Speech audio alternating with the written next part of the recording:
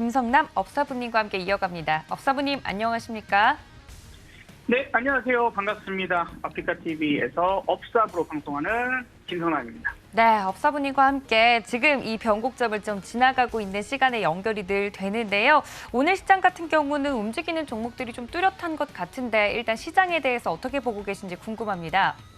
네, 자, 말씀하신 것처럼 오늘은 조금 뚜렷한 부분들이 나오고 있다라고도 볼 수 있을 것 같습니다. 어제 가장 세게 나름대로 이제 시가총액 상위 종목들이다 보니까 정전자, 그러니까 삼성전자, SI닉스와 같은 또 네이버, 카카오, 그러니까 시가총액 상위 종목들 중심의 상승이 받쳐주면서 또 많은 종목들이 뒷받침으로 같이 따라가는. 그래서 어제 이제 제가 이제 그런 표현을 썼어요. 질적으로 괜찮은 이제 이런 움직임, 그런 부분들이 나올 때 시장은 흔들림이 없이 쭉 올라갈 수 있는 포인트. 그래서 보니까 지금 이제 요 방송 실시간으로 너튜브나 이런 걸로 보시는 댓글, 우리 성형 방송의 댓글에 이게 어떻게 질적 쪽으로 좋은 거냐, 많은 종목이 올라가서 양쪽으로 좋은 거지. 그러니까 그 표현의 의미가 좀 다릅니다.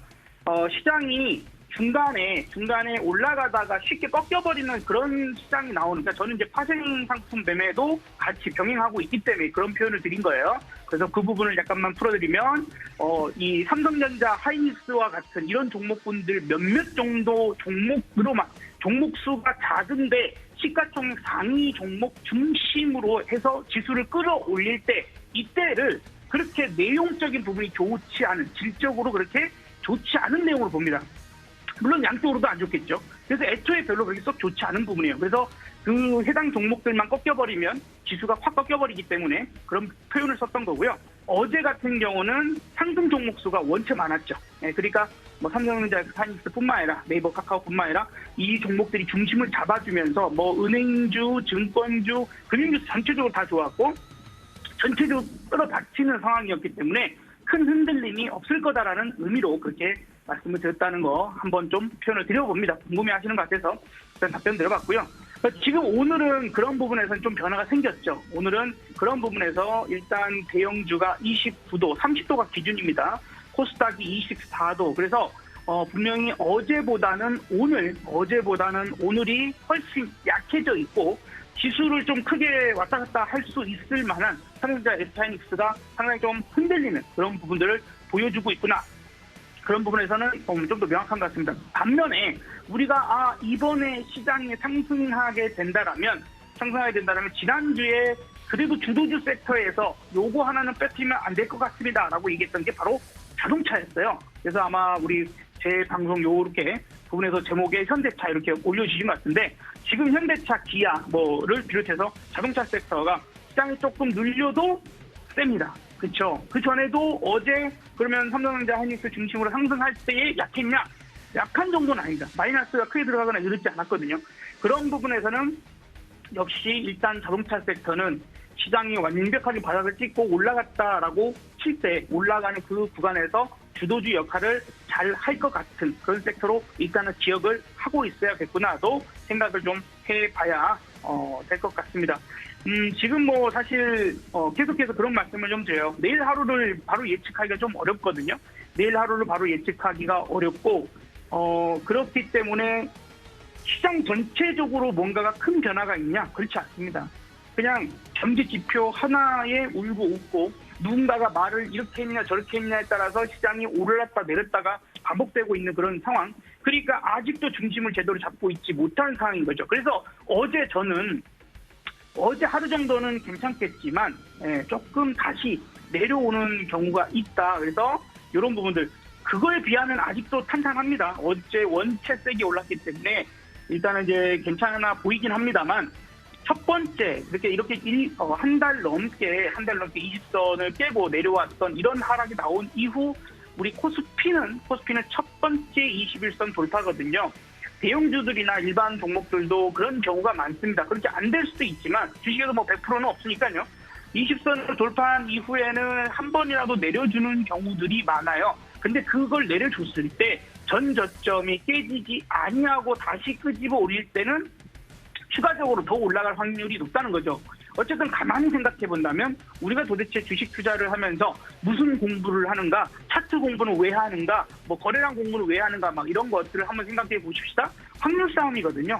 과거 사례들을 공부를 해서 미래에 이렇게 될 확률이 높아질 때에 우리는 투자를 하자. 확률이 가장 높을 때 투자하자. 100% 맞는 건 없으니까 말이죠. 자, 그래서 마찬가지인 것 같습니다. 일단 처음 뚫었고 코스닥은 그래도 두 번째 뚫은 거잖아요. 이 뚫을 때 마찬가지로 이렇게 전저점을 깨지 않고 끄집어 올려서 다시 돌파될 때가 좀 더 안정적으로 올라갈 수 있는 거거든요. 그래서 요날 돌파를 하고 나서 7월 13일 날 돌파하고 나서 추가적으로 더 올랐던 거죠. 지금 미국 시장도 그렇게 보면은 마찬가지 관점일 수 있습니다. 지금 이제 보시는 거는 S&P 500인데 첫 번째는 터치만 했어요. 그렇죠? 터치만 하고 내려오고 두 번째는 뚫었습니다. 그런데 다시 내려왔어요. 그래서 이런 부분들을 크게 훼손하지 않는 부분들로 올라갈 때 특히 나스닥이 더 좋은 예를 보여주고 있는데 나스닥 차트도 마찬가지로 이렇게 되면은 올라갈 확률이 더 높아 하는 부분들도 있다 보니까 우리가 전저점이 깨지지 않는 이런 식으로 움직임이 좀 같이 뒤따라 나갈 수 있는 상황들이 있으니까 그거까지만 생각을 하시면 되지 않을까. 그래서 뭐 밑으로 엄청나게 큰 하락이 나온다라기보다는 이건 제대로 뚫어내기 위해서 잠깐 후퇴하는, 그죠? 점프하려고 멀리 뛰게 하려고 뒤로 물러섰다가 막 뛰어서 다시 더 멀리 뛰기도 하지 않습니까? 그런 시도가 있을 수도 있으니까 지금의 좀 눌려지는 부분들을 우리가 전략적으로 어떻게 접근하는 게 더 나을 건지를 생각하는 게 맞지 않을까. 그리고 이거 눌러줄 때 요 앞에 튀어나가는 구간에서 어떠한 섹터, 어떤 종목들이 가장 세게 올라갈 수 있을까를 지금 같은 부분에서 보는 거죠. 그중에 오늘로 이제 보자면 자동차 섹터는 일단 우리가 포트폴리오에 하나 정도는 꼭 갖고 가야 되는 섹터인 것 같다 하는 이런 식의 분석을 해보자는 얘기도 일단은 드려봅니다. 그래서 좀 뭐 오늘뿐만 아니라 뭐 내일이든 이렇게 좀 20선에 내려오면 20선에 지지받는 거 잘 보고 지지 잘 된다. 환율 뭐 문제 없이 1300 지금 18원 정도 왔다 갔다 하는데 너무 올라가지 않고 괜찮은 모습 보여준다라면 또 미국 시장이 그쪽 고점을 또 높여서 올라가는 상황 나온다면 조금 충분히 매수를 해볼 거고, 그렇지 않아 그러면 갑작스러운 하락 내지는 개파락 이런 부분이 나온다면 전 저점을 또 깨지는가를 확인하면서 2300을 깨지는 거 확인하고, 그리고 나서 재차 이제 우리 포트폴리오나 공격적으로 뭐 매수를 할 건가에 대한 결정을 그때 하는 게 맞지 않을까, 또 이런 생각도 듭니다. 네. 네, 시장에 대해서 자세하게 이야기를 해주시면서 봐야 될 업종들도 강조를 해주셨는데요. 업사부님, 그렇다면 오늘장에서 업사부님 눈에 띈 종목이 있을까요? 네. 우리가 사실 이제 아침 9시 반 40분 정도에서 여러분들께 이렇게 말씀을 드리고, 이 시간이 가장 변화를 많이 주는 시간이에요. 지금도 이렇게 차트 보시면은 제가 띄워놓은 마켓 파워라는 프로그램을 보고 계시면 센터 값이 어느새 마이너스 180, 오늘 마이너스 240까지 내려가면서 조금씩 반등할 자리들을 더 깨고 있는 상황입니다. 대형주 온도가 지금 26도에서 순간 24도로 방금 바뀌었죠. 네, 그리고 코스닥도 24도. 그래서 점점점 약해지고 있는 부분이라서 아무래도 오늘 삼성전자나 SK하이닉스나 네이버나 이런 시가총액 상위 종목들은 오늘 조금 더 눌려질 가능성들이 있겠구나라고 봐야 될 것 같아요. 그러면 뭐 이럴 때는 조금 이슈적인 부분들을 가지고 있는 종목군들이 낫겠다라고 말씀을 드리는데, 어제 같은 경우는 제가 에브리봇을 말씀을 드렸죠. 그러니까 이게 큰 수익은 아니지만 일단은 약간이나마 플러스 수익을 내고 있는 것, 내지는 최소한 밀리지 않으면 이거 좀 시장이 이상한데 의심나는데 이런 부분에서는 현금을 금방 만들어 볼 수도 있겠죠. 그래서 지금 부분에서는 어제 20선을 돌파했는데 이걸 다시 끄집어 내릴 가능성은 있을 것 같아서 그런 부분에서 말씀드렸습니다. 오늘도 그런 포인트 부분에서 접근을 좀 해야 하지 않을까 좀 생각이 들고, 또 오늘 조금은 사이즈가 큰 종목이긴 하지만 가능성적인 부분들은 괜찮을 거야. 지난번 올라갈 때 매우 크게 올랐던 SK 바이오 사이언스라는 종목, 바닥 대비해서 상당히 크게 올랐죠. 상당한 효자 종목이기도 했고 여러분들께도 소개해드린 적이 있었던 종목입니다.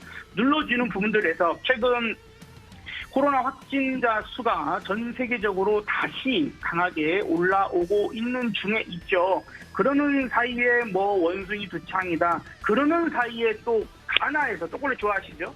가나에서 초콜릿만 만드는 줄 알았더니 이거 백신도 없고 치료제도 없는 치사율이 무려 88%나 되는 마버스 바이러스가 또 발견돼서 2명이 사망을 했대요. 예, 그러니까 이런 식의 자꾸자꾸 요즘에 이 이슈들이 나옵니다. 이거는 아마 에볼라처럼 그렇게 크게 확산되지 않을 것 같습니다. 치사율이 높으면 숙주가 다 죽기 때문에 그렇게 금방 번지진 않겠지만, 그래서 이 종목을 밑에에 60선 있지 않습니까? 125,000원 근처에. 거기까지 그냥 한 2, 3일에 걸쳐서 분할 매수 정도로 접근해보면 어떨까. 터닝 부분들은 나온 것 같고 대량 거래 터졌으니 이제 전 고점을 넘어서 175,000원 목표가 잡고 한번 특히 바이오 사이언스 다음 행보까지 지켜보면 좋을 것 같다라고 말씀드려봅니다.